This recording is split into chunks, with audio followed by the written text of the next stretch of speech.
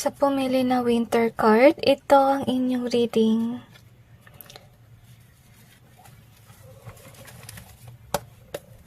Tingnan natin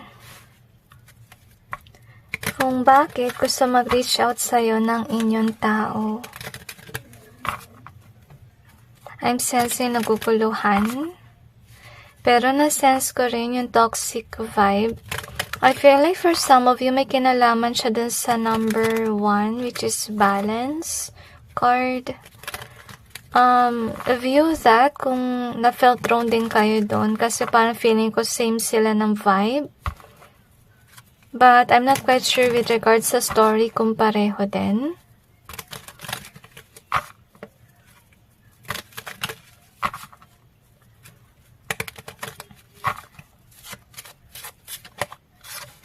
I'm sensing like whomever this is, madalas silang minamalas. At I feel na on the past, minaltrato kanila. At parang tinuring kanilang kaaway, yun ang nafe-feel ko. Ang heavy sa mata, honestly speaking. Kung sino man sila, siguro sila yung tao na parang nagpaluha sa'yo before dahil sa kanilang pambubuli. And I'm sensing ahas sa paligid, okay? So far with I'm not quite sure kung konektado siya sa 1. Really depends if you felt drawn to it. Kasi para magkaiba rin sila kasi ng storya. I feel like this is more likely about bullying. Maybe ka-vibe nila yung tao dun sa balance, okay? But not necessarily na ganun yung ginawa nila sa'yo. But yet it depends on your situation. Just remember to take which resonates and leave what doesn't, alright? Ngayon, i-clarify natin yung cards to gain more information. I really feel strongly yung word na naguguluhan.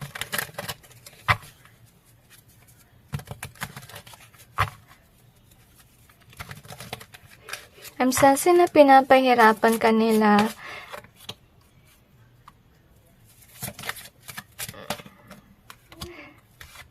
Kaya ka naguguluhan, yun yung nafe-feel ko. Okay, this is actually sad kasi I feel strongly na pinatrabaho ka nila. Meaning, they could have paid someone to curse you or maybe sila mismo yung nag-curse sa'yo before. Kaya siguro yung mind mo parang naguguluhan or parang di ka makapag-isip na mabuti nung time that you're dealing with them. I have a feeling na yung nga nilayuan mo sila, maybe you got aware that they are like this, okay? Siguro mas bumuti yung iyong buhay nung time na naalis ka sa kanila. Na-sense ko that whomever they are, they definitely curse. Mag-ingat ka kasi yun nga, ito siguro yung ginawa nila sa'yo before na nagpanggap sila. Siguro nagpanggap sila na parang, you know, dinedesire ka nila or parang masaya sila para sa'yo or so forth or nagpapanggap siguro sila na friend mo pero yun pala, kinukurs ka behind the scenes or may ginagawa silang kalokohan. And while you're dealing with them, you are definitely in this way na stagnant. So, I have a feeling na kaya gusto nilang bumalik sa iyong buhay kasi they still want to keep you stuck. As you can see here. So, with a sensitive being here, so I have a feeling na parang gusto ka nilang bulihin ng bulihin. Maybe they are aware that you're someone na sensitive or madali kang parang magtampo, parang ganun kumbaga. And when you are depressed, you have a potential na maging stagnant or hindi ka mag-work dahil sa deep yung iyong nararamdaman. You know, I feel na parang trip nilang asarin ka. Yun yung nafe-feel ko na vibe, okay? So, they could be doing this kasi you are somebody who do have this voice or maybe you have a work na related sa pagsasalita or speaking of truth is what I sense. So that's why they kinda like curse you, or maybe some of them, they could be trying to frighten you to stop you from speaking. Yun yung nafe-feel ko. Parang yun nga, mga bully sila, or para matakot ka on doing the right thing. Honestly. So anyway, with regards to this one, so far, siguro yung memory, you used to actually provide for them, or kaya pala medyo same vibe with regards sa one, kasi yung balance is more on, manggagamit yung tao. So maybe on some point, whomever they are, ginamit ka nila, and when you are gone, nalungkot sila, parang parte ka na lang ng memory, kasi they are realizing na mabuti naman yung ginawa mo sa kanila at hindi ka nambubuli, honestly. Parang napapansin nila while you are absent, parang na-realize nila yung kabutihan mo, or yung parang bang, pinakalob mo sa kanila despite of them doing bad things.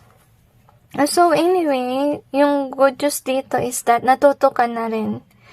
Maybe you realize na hindi lahat ng tao ay mabuti. Na-realize mo na may mga tao talaga na masasama at bully. And I don't see na you are accepting them back. Maybe that's why you are here. You could be someone na parang titignan mo without hoping. You're titignan mo muna kung itong tao na to ba may ganda yung kanyang intention. Okay? So for with regards sa yung reading, parang I cannot trust this individual kasi first of all, yung kanilang vibe ay hindi maganda at hindi lang yun, nagka-curse sila, or kung hindi man sila yung nagka-curse, may binabayaran silang tao para mag-curse ng tao. That is actually not a good sign. So tama yung ginawa mong desisyon na dapat iwasan mo sila kasi sa ngayon, kalmado yung iyong buhay at huwag mo nang hayaan na i-destroy nila yung iyong peace. Okay, kasi maybe they're approaching you with a hope card being here. Parang gusto nila sabihin sa'yo na nagbago na sila and there is hope na magbago sila. Pero let's see if they change, honestly speaking. So, yun nga, gusto nila mag-apologize sa'yo, kaya gusto nila mag-reach out. And with the treasure, so, parang ka-vibe din siya ng one. Maybe some of you, this person is using you for money. Honestly speaking, or para may gusto silang makuhan treasure with regards to you. Maybe there's somebody who steal your energy or your vibe, so be careful about it kasi kung sino man ito, talaga nagka-curse siya and you cannot trust this individual, honestly speaking. So, yun nga, introvert.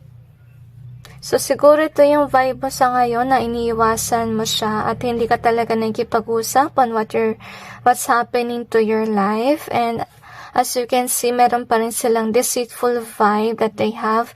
Baka yung dahilan ba't gusto nila mag-reach out kasi gusto nila malaman kung ano nangyari sa iyong buhay para kung ano man yun gusto nilang i-curse or whatsoever.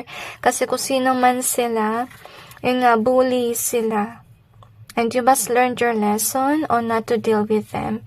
And ito siguro yung nangyayari na pinipilit nila maging parte ng iyong buhay, kinukulukan nila, they try to get your attention and so forth. Kasi, nakakalungkot kasi magkarugtong ito. So, pansinin natin yung image rather than yung words mismo. So, I'm sensing na yun nga, yung balak nilang gawin dito, once they reach out to you, gusto nilang malaman kung ano nangyari sa iyong buhay so that they can manifest bad things to happen in your life, especially on your love life, na gusto nilang magkaroon ng third party and so forth. So, yung lesson learn mo dito is, wag kang magpapasok ng Trojan horse sa inyong buhay. You have to be cautious kasi may mga taong salbahe na gusto nilang pumasok sa iyong buhay to curse you, to do bad things to you, and so on. And with the winter card being here, ibig sabihin lang nun na kaya gusto nila mag-reach out kasi gusto nila maging ganito yung iyong buhay na makaranas ka ng coldness para natutuwa sila kapag nakikita ka nilang nalulungkot, tumitigil sa work, tuwing nasasaktan ka, and so on. And lesson learned is that you need to avoid them. Kasi remember na hindi naman lahat ng tao ay nagbabago. So based sa iyong reading, hindi pa rin sila nagbago. Kasi yung intention nila to reach out to you is again to destroy your life. I feel like for some of them to destroy your career, honestly speaking. Kasi nga gusto kanilang tumigil mag-work. To be honest. Kaya yun nga, gusto nilang may mangyari hindi maganda sa'yo para mawalan ka ng gana magtrabaho. So, we have this one. So, tinatarget nila ay ang iyong mind.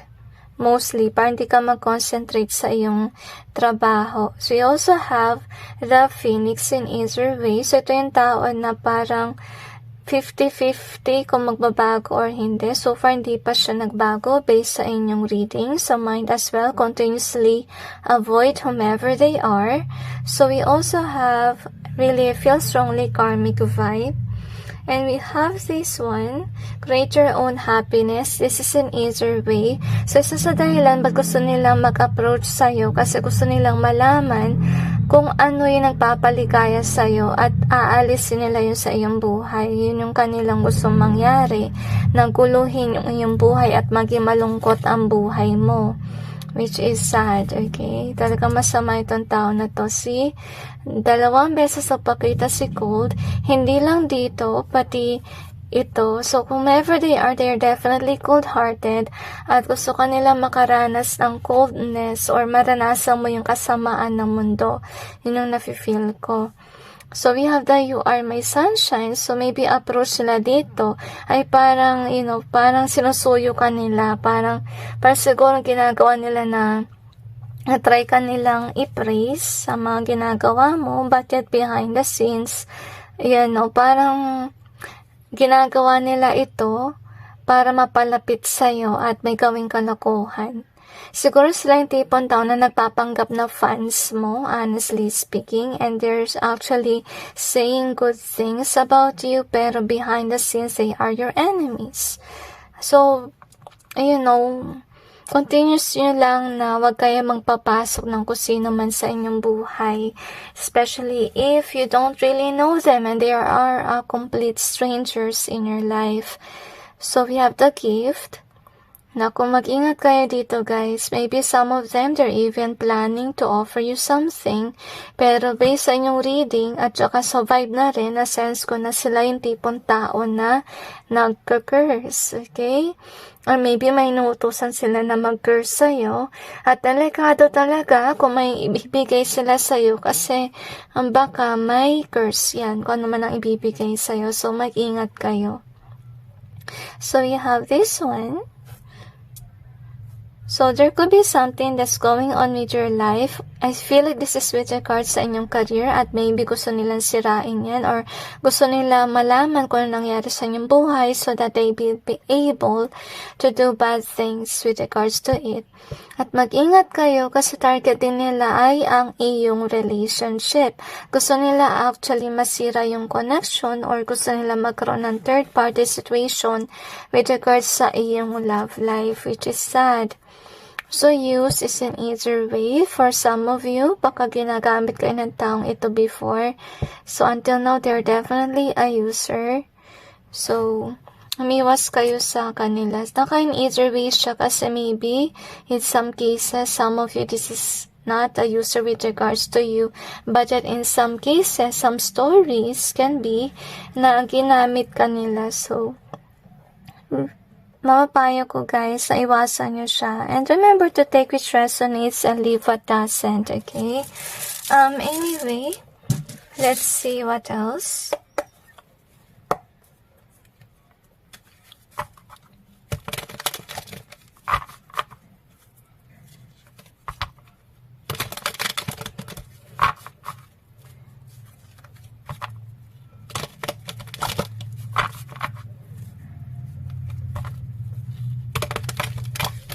Siguro na-feel ko strongly yung word na naguguluhan. Maybe on that time na naging parte sila ng iyong buhay, they made you really feel confused. Tinarget talaga nila yung iyong mind dahil yan sa mga curses na ilalagay nila sa inyo kaya hindi ka makapag-isip at naapektuhan na rin yung pag-shopping mo online, nabibili mo yung mga bagay na hindi dapat bilhin, which is sad. Okay, so mind as well na umiwas ka na sa mga taong nagka-curse. I feel like whomever they are, they do have an evil spirit within.